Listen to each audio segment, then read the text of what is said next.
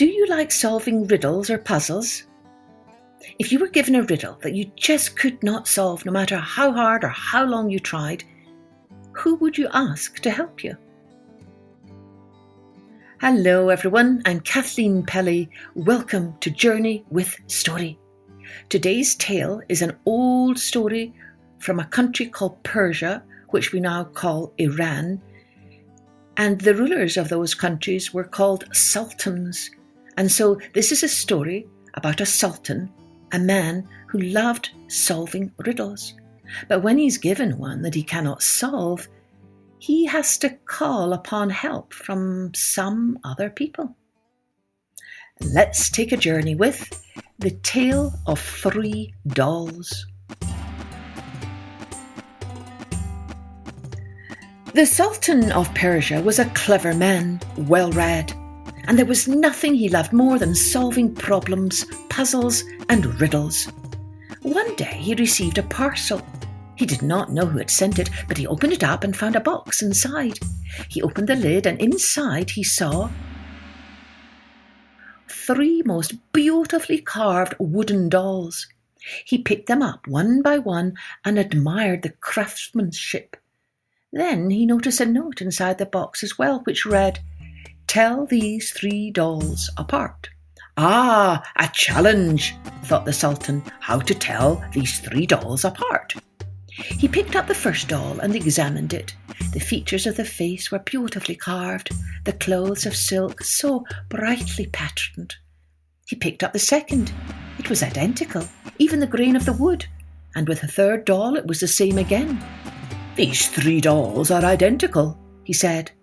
Still, determined to solve this riddle, the Sultan peered close. They look the same," he muttered.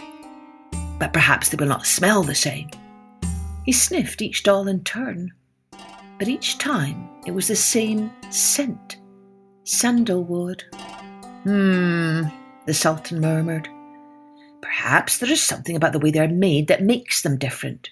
He took the first doll and said, "Perhaps it is hollow." He shook the doll next to his ear. No, it was solid. He did the same with the second doll and the third, but all were the same. The whole court had now gathered, and so the Sultan called forth the wisest man he knew, the scholar who knew everything that was to be known, the scholar who spent so many hours in the library. The scholar looked at each doll in turn, felt them, weighed them, shook them, but he could find no difference. Sadly, he walked away. Then through the doors of the throne room burst the fool, the jester. He took a somersault across the floor, and seeing the 3 dolls, he picked them up and began to juggle with them. Ha! But soon he became bored, tossed them aside, and made a cartwheel out the door. "This is an impossible task," cried the Sultan. "If neither the scholar nor the fool can tell these dolls apart, then no one can." But just then, the storyteller stepped forward. "Let me look," he said.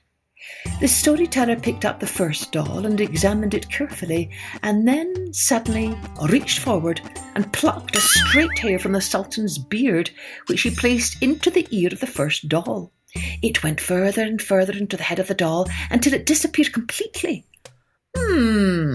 Said the storyteller.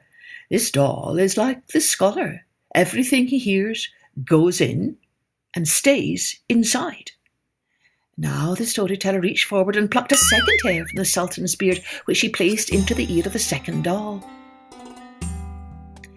The hair disappeared slowly into the ear and then appeared on the other side of the head, emerging out of the other ear. It came right through. "Why," said the storyteller, "this doll is like the fool. Everything he hears goes in one ear and out the other." Before the Sultan could stop him, the storyteller plucked a third hair from his chin. "Ouch!" the Sultan cried. Again, the storyteller inserted the third straight hair from the Sultan's beard into the ear of the third doll. It went further and further in. The Sultan watched to see where it would come out. Did it come out? Yes, finally, it came out through the pursed lips of the third doll. But when it came right through, the storyteller saw that there was a twist in it. "Why, this doll is the storyteller," he exclaimed.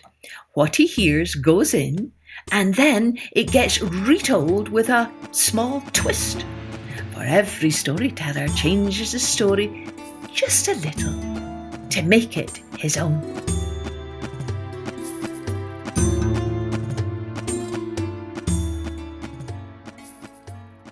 Well, of course, this is one of my favourite stories because it celebrates and honours all of us storytellers. But you might enjoy trying to retell this story yourself to one of your friends. Make sure to change it just a little to give it a little twist so that it really becomes your own story. And remember, if you draw your favourite part of this story, do share it with me at kathleenpelly.com or on Instagram at kathleenpelly. And be sure to use the hashtag JourneyWithStory on your picture so that I can find it easily. Cheerio then. Join me next time for Journey with Story.